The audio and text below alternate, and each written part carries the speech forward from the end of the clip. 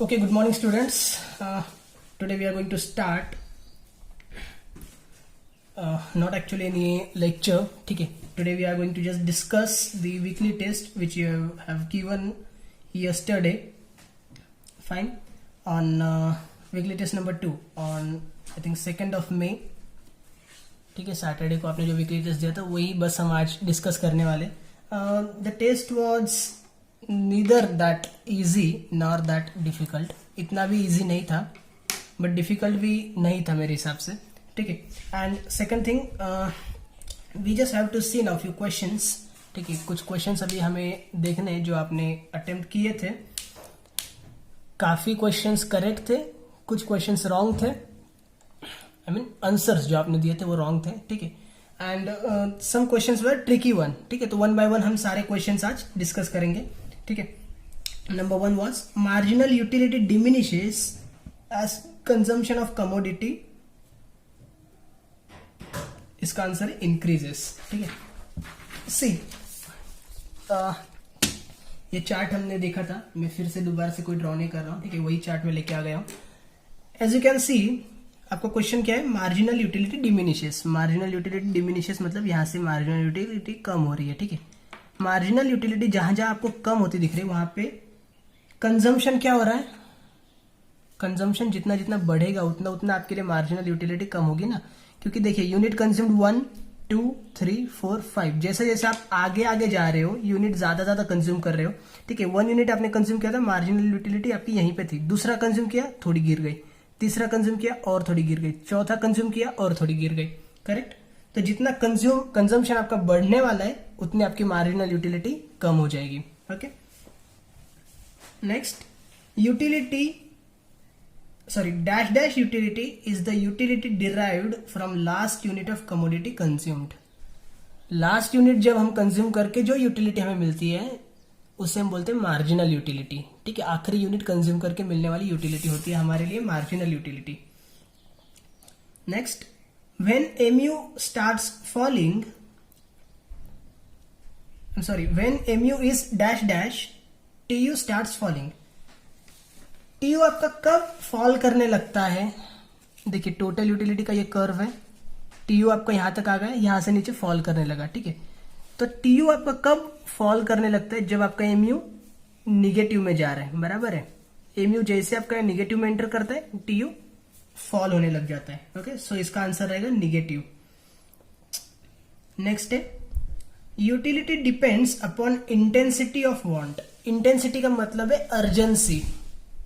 ठीक है. अर्जेंसी अगर आपको रहेगी किसी कमोडिटी की तो उसमें से निकलने वाली यूटिलिटी आपके लिए मैक्सिमम रहेगी. अगर कोई कमोडिटी आपके लिए अर्जेंट नहीं है, आपको तुरंत उसकी कोई भी जरूरत नहीं है, तो उसमें से मिलने वाली आपको जो यूटिलिटी रहेगी वो काफी कम रहेगी. ओके. फॉर एग्जांपल मैं अभी खाना खा के आया हूँ. सपोज अभी मैं खाना खा के आया हूँ और कोई मुझे बोलता है कि would you like to have dinner with us और लंच विथ अस. मैंने कहा नहीं यार, मैं अभी अभी खाना खा के आया हूँ. उसने बोला, काफी इंसिस्ट किया, मैं बैठ गया उसके कहने पे. ठीक है. मैंने थोड़ा सा खाना भी खा लिया, बट उसमें से जो मुझे सेटिस्फेक्शन मिलने वाला है, जो यूटिलिटी मिलने वाली है, क्या वो उतनी ज्यादा रहेगी. नहीं, वो डेफिनेटली कम रहेगी क्योंकि मुझे अर्जेंसी नहीं है कोई. Correct. So that statement was true. Next, TU and MU are never equal. Total utility और मार्जिनल यूटिलिटी कभी भी इक्वल नहीं होते हैं. क्या ये करेक्ट है? ये करेक्ट नहीं है, ये गलत है. बराबर है. क्योंकि देखिए this is the TU curve and this is the MU curve. TU and MU are equal when first unit is consumed. ठीक है. जब हम पहला यूनिट कंज्यूम करते हैं हमारा टोटल यूटिलिटी और मार्जिनल यूटिलिटी इक्वल ही होता है. उसके बाद टोटल यूटिलिटी आपका ऊपर जाएगा, मार्जिनल यूटिलिटी नीचे जाएगा. दोनों फिर आपस में एक दूसरे को कभी नहीं मिलेंगे. ठीक है. ये इसका रास्ता वहां पे, इसका रास्ता यहाँ पे, दोनों अपने अपने रास्ते निकल रहे हैं, दोनों एक दूसरे को कभी नहीं मिलेंगे. But when first unit is consumed TU and MU are equal. Okay, तो ये आपके लिए हो गया wrong, false. Next है, utility derived by changing structure of commodity is known as. हमने types of utility पढ़े थे. ठीक है. फॉर्म यूटिलिटी इसका करेक्ट आंसर है. Form utility means what, when we change the shape, size, quality, structure of the commodity and utility is derived from that, this is known as form utility. ठीक है. Time utility क्या होती है? Time utility means utility derived और utility created by changing the time of consumption. ठीक है. आज मैंने नहीं खाया है उसको, मैं उसको कल खाऊंगा जब मुझे भूख लगेगी तब, और मुझे यूटिलिटी मिलेगी, दैट इज टाइम यूटिलिटी. ठीक है. लेकिन प्रोडक्ट जो फिलहाल मेरे सामने वो मेरे लिए बिल्कुल भी यूजफुल नहीं है, लेकिन अगर मैं उसकी क्वालिटी में, शेप में, साइज में, स्ट्रक्चर में कुछ चेंजेस करता हूं और चेंजेस करने की वजह से कुछ यूटिलिटी मिलेगी तो वो हो जाती है मेरे लिए form utility. Next we have as per the law of DMU measurement of utility is assumed to be cardinal. ठीक है. लॉ ऑफ डीएमयू में हम यूटिलिटी मेजर करते cardinally. Cardinal means in form of number. ये हमारे लिए assumption भी, cardinal measurement of utility. Next, as the point of maximum satisfaction MU its. ये जो पॉइंट ऑफ मैक्सिमम सेटिस्फैक्शन है यहां पे एमयू क्या रहता है? एमयू यहां पे 0 रहता है. ठीक है. पॉइंट ऑफ मैक्सिमम सेटिस्फैक्शन से थोड़ा पहले की अगर हम बात करेंगे तो एमयू आपका पॉजिटिव है, थोड़ा बाद की बात करेंगे तो एमयू आपके लिए निगेटिव है, लेकिन ये जो पॉइंट है इस पॉइंट पे आपके लिए एमयू क्या है? 0 है. Okay. Next, when TU is rising MU is, जब टीयू आपका बढ़ रहा है उस टाइम एमयू क्या हो रहा है? MU is falling. Okay. Next, transportation creates dash dash utility. Transportation से क्या होता है? अगर कोई गुड्स मेरे पास यहां पे है और मुझे उससे कोई यूटिलिटी नहीं है, लेकिन मैं उसको यहां से यहां लेके जाता हूं और उसकी वजह से अगर यूटिलिटी क्रिएट होती है तो मैंने क्या किया? Utility created by changing place of consumption. By changing place of consumption. ठीक है. तो ट्रांसपोर्टेशन आपके लिए कौन सी यूटिलिटी क्रिएट कर रहा है? प्लेस यूटिलिटी क्रिएट कर रहा है. Fine. Next, which one of the following statement is wrong. तो एक एक स्टेटमेंट देखते हैं कौन सा रॉन्ग है. TU increases and MU decreases. देखो तो टीयू इंक्रीज हो रहा है उस टाइम एमयू डिक्रीज हो रहा है, ये तो करेक्ट है. Next, marginal utility initially increases then falls. Marginal utility starting में इंक्रीज होती है लेकिन बाद में गिरने लग जाती है. मुझे तो मार्जिनल यूटिलिटी थोड़ी भी इंक्रीज होती हुई नहीं दिख रही है. बराबर है. यहां से जो नीचे जाना चालू हुआ वो नीचे ही जा रही कॉन्स्टेंटली, थोड़ा भी ऊपर के साइड में नहीं गई है. मतलब ये सेंटेंस आपके लिए रॉन्ग हो गया. Number 3, after the point of maximum satisfaction TU starts falling. Maximum satisfaction का ये जो पॉइंट है उसके बाद टीयू नीचे गिरने लगता है, ये भी करेक्ट है. And fourth, when TU starts falling MU becomes negative. जब आपका टीयू नीचे गिरने लगता है उस टाइम आपका एमयू निगेटिव में जा रहा है, ये भी करेक्ट है. ठीक है. तो आपको पूछा था रॉन्ग सेंटेंस कौन सा है? रॉन्ग सेंटेंस है number 2. TU increases but at diminishing rate. Next question है आपके लिए. टीयू इंक्रीज होता है लेकिन डिमिनिशिंग रेट से होता है, तो ये भी आपके लिए करेक्ट ही है. ठीक है. देखिए टीयू इंक्रीज तो हो रहा है लेकिन डिमिनिशिंग रेट से, मतलब ये जो डिफरेंस है और ये जो डिफरेंस है आप कंपेयर कीजिए, ये डिफरेंस आपके लिए ज्यादा है, ये कम है. फिर ये जो डिफरेंस है और ये जो डिफरेंस है इसमें कंपेयर कीजिए, ये डिफरेंस आपके लिए ज्यादा है, ये कम है.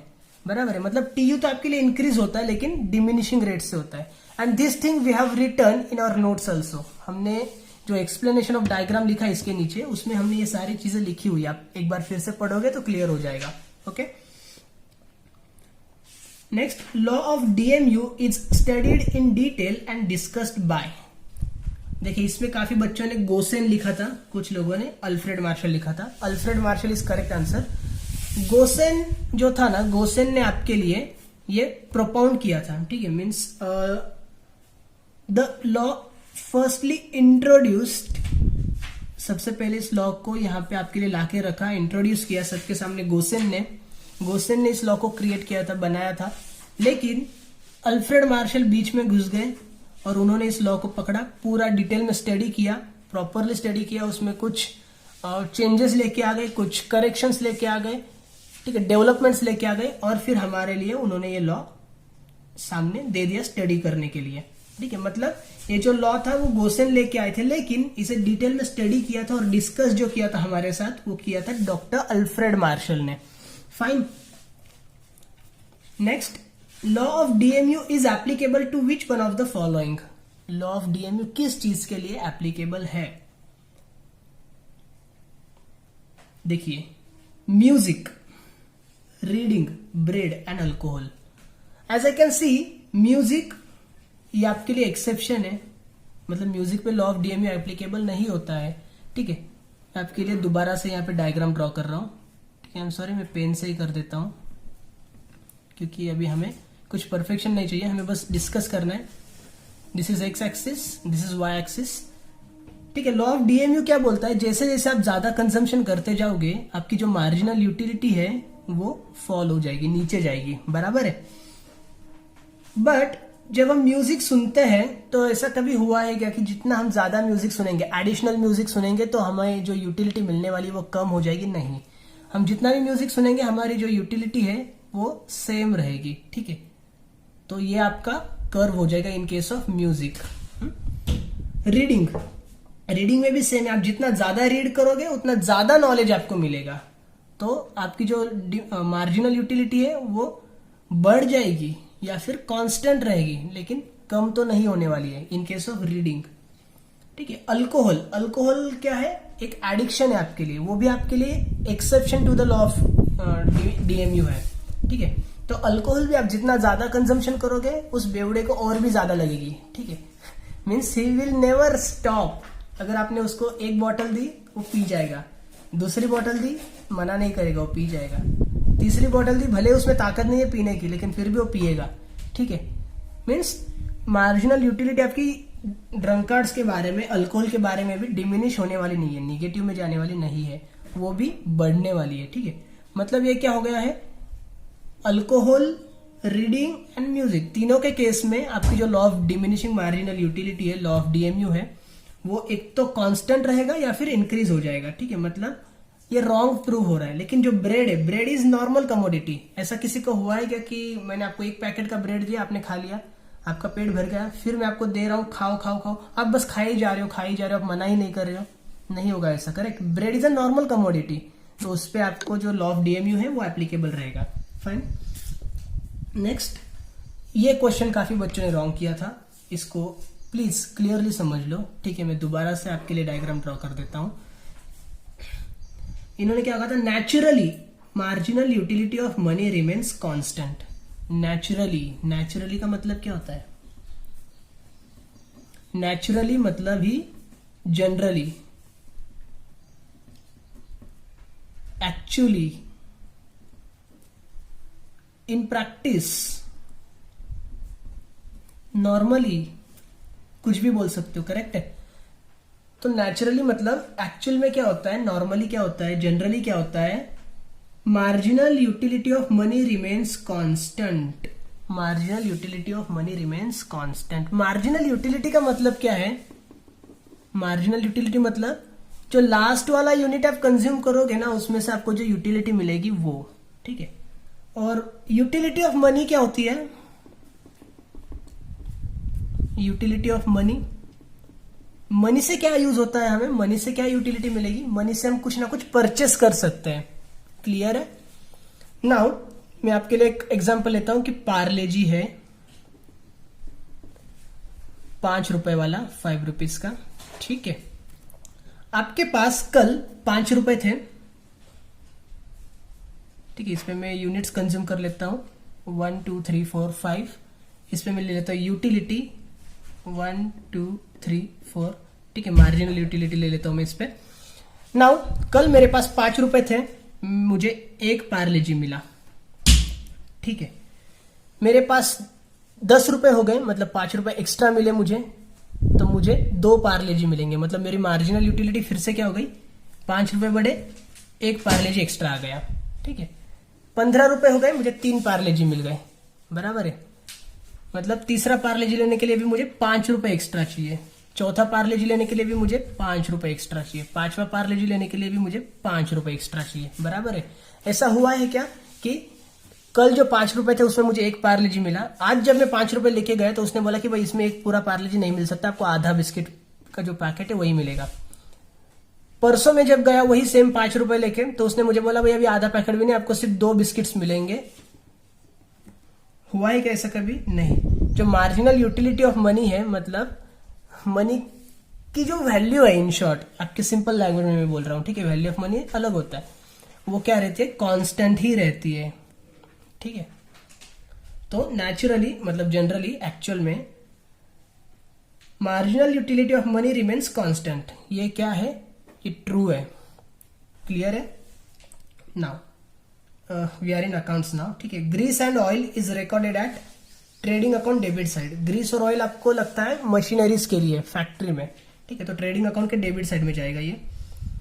Power, power also belongs to trading account debit side. Power जो होता है ना, पावर एंड इलेक्ट्रिसिटी, ये 2 कंसेप्ट आप क्लियर करो। पावर एंड इलेक्ट्रिसिटी दोनों सेम होता है, ठीक है, सिर्फ पावर जो होती है वो काफी हाई लेवल पे होती है, काफी हाई लेवल पे होती है, और जो इलेक्ट्रिसिटी होती है, इलेक्ट्रिसिटी होती है आपके लिए 240 वोल्ट्स, ठीक है, 240 वोल्ट का होता है इलेक्ट्रिसिटी। और इलेक्ट्रिसिटी आप यूज कहां करते हो, घरों में, ऑफिसेस में। पावर जो होती है वो हाई वोल्टेज होता है, वो आपको हेवी मशीनरीज के लिए यूज करना होता है। सो हेवी मशीनरीज के लिए होता है power, that means this will go in trading debit, और इलेक्ट्रिसिटी आपके लिए जाएगा प्रॉफिट एंड लॉस अकाउंट के डेबिट साइड में, ठीक है। तो ये जाएगा ट्रेडिंग और ये जाएगा P&L में। डन। देखिए electricity charges are recorded at profit and loss account debit side, okay. Next audit fees. Audit fees मतलब एक बंदा होता है जो आपके जो बुक्स ऑफ अकाउंट्स होते हैं, जो आप 31 मार्च को क्लोज कर लेते हो, मतलब जो फाइनल अकाउंट्स आप बना लेते हो 31 मार्च को, उसके बाद उस जो अकाउंट्स आपने प्रिपेयर किए उसको चेक करता है क्या ये करेक्ट है या नहीं है, उस बंदे को हम बोलते हैं ऑडिटर। और जो काम करता है वो चेकिंग का, आपकी बुक्स चेक करता है, उसको बोलते हैं ऑडिटिंग, ठीक है। तो ऑडिटर आपके लिए फैक्ट्री में नहीं बैठेगा, ऑडिटर आपके लिए ऑफिस में बैठेगा, okay. So audit charges also profit and loss account debit side में आपको रिकॉर्ड करने होंगे। एंड हमें जो प्रोफार्मा लिखा था, trading profit and loss and balance sheet का जो फॉर्मेट लिखा था, उसमें ये सब कुछ क्लियर है, सब कुछ दिया हुआ है। अगर वो आपने क्लियर कर लिया तो कोई भी पोस्टिंग आपको रॉन्ग नहीं रहेगी, कोई भी पोस्टिंग आपको टफ नहीं लगेगी, ठीक है। तो प्रोफार्मा प्लीज पढ़ लो एक बार। Next, a statement showing financial position of business. Financial position business की मतलब आपके हाथ में कितनी प्रॉपर्टी है और आपके पास कितना पैसा भी पड़ा हुआ है, वेदर इन कैश और वेदर इन एसेट्स, और आपको कितना पैसा दूसरों को देना पड़ेगा, मतलब आपकी लायबिलिटीज कितनी है, उसको हम बोलते हैं बैलेंस शीट, ठीक है। Balance sheet is a statement showing financial position of a business. Next है the amount which will surely not recovered from debtors. Surely, surely मतलब पक्का नहीं मिलेगी, उसने बोल दिया मेरे पास पैसे नहीं है, मैं नहीं दूंगा, ठीक है, उसको हम क्या बोलते हैं, उसको हम बोलते हैं बैड डेट्स। अब ये कंसेप्ट क्लियर करो, बैड डेट्स मतलब क्या। Bad debts means the amount which is surely not recoverable, जो हमें पता है कि अब नहीं मिलेगी, डूब चुकी है पूरी तरह से, ठीक है, वो हो गई बैड डेट्स। आरडीडी मतलब क्या होता है, RDD means reserve for doubtful debts, यहां पे आपको है डाउट, ठीक है। जब आपको डाउट है कि पैसे डूब सकते हैं, वो हो गया आरडीडी, और जहां पे आप श्योर हो वो हो गया बैड डेट्स, ठीक है। डाउट्स के लिए हो गया आरडीडी। नेक्स्ट आरबीडी क्या है, आरबीडी मतलब reserve for bad and doubtful debts. तो RBD is equal to RDD, दोनों सेम ही है, आरबीडी बोलो या आरडीडी बोलो, दोनों सेम ही है, ठीक है, दोनों में कोई डिफरेंस नहीं है। और क्रेडिट सेल्स तो भाई नहीं आ सकता, ठीक है, क्योंकि अगर आप उधार पे बेचोगे और आप श्योर हो कि मुझे पैसे नहीं मिलेंगे, तो क्यों आप उधार पे बेचोगे, बराबर है। कुछ लोग होते हैं जो पैसे नहीं देंगे आपके, लेकिन बाकी काफी सारे लोग होते हैं जो आपको पैसे देने वाले टाइम टू टाइम, फाइन। तो इसका आंसर है बैड डेट्स, बिकॉज यहाँ पे उन्होंने वर्ड कौन सा यूज किया, श्योरली। अगर कुछ डाउट रहता उनको तो वो आरडीडी हो सकता है, अगर श्योर है आपके पैसे डूबने ही वाले at any cost, then it is bad debts. Next, the transport expense incurred to carry the goods purchased by the firm. यार इसको भी मैंने काफ़ी एक बकवास सी ड्राइंग बना के एक्सप्लेन किया था, मैं उसको फिर से यहाँ पे मैं एक्सप्लेन कर लेता हूँ। फॉर एग्जांपल ये मेरी फैक्ट्री है, ठीक है, ये मेरी फैक्ट्री है फॉर एग्जांपल। मैंने काफ़ी बकवास सी ड्राइंग बनाई थी, याद कर लो। फिर एक ट्रक था मेरे लिए, जब ये ट्रक आपके पास आता है कुछ अपने में लोड करके, ठीक है, कुछ इसमें लोडिंग होता है, और ये जो ट्रक आपके पास आ रहा है उस टाइम इसके लिए जो आप ट्रांसपोर्टेशन चार्जेस पे करते हो, इससे हम क्या कहते हैं, कैरेज इनवर्ड कहते हैं, ठीक है। अभी यहाँ पे आपको क्या बोला, the transport expenses incurred to carry the goods purchased by the firm. Goods purchase करके गुड्स लेके आएगी अपने पास, परचेस करके कहीं लेके नहीं जाएगी। आप कभी दुकान में जाते हो, कुछ परचेस करते हो, तो उसको घर पे लेके जाते हो कि बाहर ले जाके बेच देते हो? घर पे लेके जाते हो, करेक्ट। तो ये लेके आ रहा है, मतलब ये हो गया आपके लिए कैरेज इनवर्ड। और जब फिनिश्ड गुड्स यहाँ से वो लेके जाएगा सेलिंग के लिए, तो हो जाएगा कैरेज आउटवर्ड, ठीक है। ये मैंने काफी डिटेल में एक्सप्लेन किया था, अभी मैं ज्यादा डिटेल में नहीं जाऊंगा, आपको बस मैं रिमाइंड करा रहा हूं, ठीक है। Next, the debit balance of trading account is known as, काफी बच्चों ने यहाँ पे लिख दिया है ग्रॉस प्रॉफिट, बट इसका आंसर है ग्रॉस लॉस। तो मैं बना लेता हूं यहाँ पे ट्रेडिंग अकाउंट। डेबिट बैलेंस मतलब क्या? Debit balance means debit side is greater, ठीक है। ये हो गया आपके लिए डेबिट साइड, ये हो गई क्रेडिट साइड। अगर डेबिट साइड आपकी बड़ी है और क्रेडिट साइड आपके लिए बस छोटी है, तो डेबिट साइड अगर आपकी बड़ी है तो आप क्या करोगे, डेबिट की टोटल दोनों साइड में लिखोगे, डेबिट की टोटल दोनों साइड में लिखोगे, और क्रेडिट पे कुछ ना कुछ डिफरेंस आएगा, और जो डिफरेंस आएगा उसको आप क्या बोलते हो, ग्रॉस लॉस, ठीक है। तो जब आपकी डेबिट साइड बड़ी रहती है तो आपको मिलता है ग्रॉस लॉस, ठीक है। डेबिट बैलेंस मतलब डेबिट साइड बड़ी है। डेबिट में क्या लिखते हो आप, डेबिट में आप लिखते हो ग्रॉस प्रॉफिट, पर यहाँ पे डेबिट बैलेंस नहीं होता है, यहाँ पे आपके लिए क्रेडिट बैलेंस होता है, ठीक है। So debit balance is known as gross loss, clear कर लो, ठीक है। Next, unrecorded purchases are added into debtors. यार अनरिकॉर्डेड परचेसेस के एडजस्टमेंट कितनी बार पढ़ी है हमने। अनरिकॉर्डेड परचेसेस हम क्या करते हैं, परचेसेस मतलब हम जिसके पास से गुड्स परचेस करके लेके आ रहे हैं उन्हें हम बोलते हैं क्रेडिटर्स। परचेसेस और क्रेडिटर्स एक साथ रिलेटेड होते हैं, सेल्स और डेटर्स एक साथ रिलेटेड होते हैं, ठीक है। तो अनरिकॉर्डेड परचेसेस अगर है तो हम क्या करेंगे, हम फर्स्ट इफेक्ट देते हैं, हम ऐड करते हैं परचेसेस में और हम ऐड करते हैं क्रेडिटर्स में, ठीक है। सो इसके जो दो इफेक्ट्स रहेंगे, first we will add into creditors not debtors, तो ये आपके लिए फॉल्स है। Next, goods distributed as free sample is also known as. आप गुड्स क्यों फ्री में बांटते हो? इंश्योरेंस के लिए? भाई इंश्योरेंस का तो यहाँ पे दूर दूर तक कोई सवाल नहीं है, तो ये तो रॉन्ग हो जाएगा। चैरिटी, हाँ चैरिटी के लिए आप गुड्स फ्री में ही बांटते हो। चैरिटी अगर करनी तो पैसे नहीं लोगे, बट बिजनेस का काम चैरिटी करना नहीं होता है, ठीक है। बिजनेस आपको गुड्स फ्री में क्यों देती है? क्योंकि उनको खुद की एडवर्टाइजमेंट करनी होती है, ठीक है। चैरिटी में भी अगर आपको दे रहे वो, तो आपको क्यों देंगे वो? चैरिटी में भी अगर दे रहे तो फ्री में देंगे। चैरिटी में आपको गुड्स फ्री में मिलेंगे यूज करने के लिए, आपको सैंपल के लिए नहीं मिलेंगे। सैंपल मतलब क्या है कि आप सैंपल लो, ट्राई करो, अगर पसंद आता है तो फिर आके हमसे परचेस करके लेके जाओ, बराबर है। मतलब यहाँ पे चैरिटी नहीं होगी, यहाँ पे आपका कुछ ना कुछ मोटिव है, आप चाहते हो कि वो बाद में आए और आपसे परचेस करके लेके जाए। Means this is advertisement not charity. Interest on drawings is added to capital, ये भी गलत है। इंटरेस्ट ऑन ड्रॉइंग्स हम कैपिटल से माइनस करते हैं। एडजस्टमेंट के इफेक्ट्स हमने लिख के लिए स्टार्टिंग में प्रोफार्मा के बाद, वो भी एक बार पढ़ लो, ठीक है। इंटरेस्ट हमेशा ऐड होता है, ये चीज तो पक्की है। तो इंटरेस्ट ऑन क्या है? ये ड्रॉइंग से, तो ड्रॉइंग्स में ऐड हो जाएगा। ड्रॉइंग सपोज मेरा था 10,000 रुपए,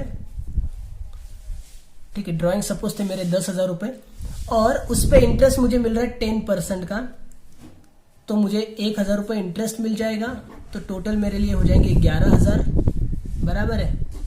ड्रॉइंग्स हो जाएंगे 11,000, और ड्रॉइंग्स हम क्या करते हैं? कैपिटल से माइनस करते हैं, तो मैं कैपिटल में से करूंगा लेस ड्रॉइंग्स 11,000, तो 10,000 क्या हुए मेरे? ड्रॉइंग्स के माइनस हो गए, और 1,000 10,000 मेरे ड्राइंग्स के माइनस हो गए और 1,000 कहां से माइनस हो गए, इंटरेस्ट के माइनस हो गए, मतलब टोटल 11,000 माइनस हो रहे हैं, बराबर है। So interest on drawings is not added, this is reduced from capital, okay.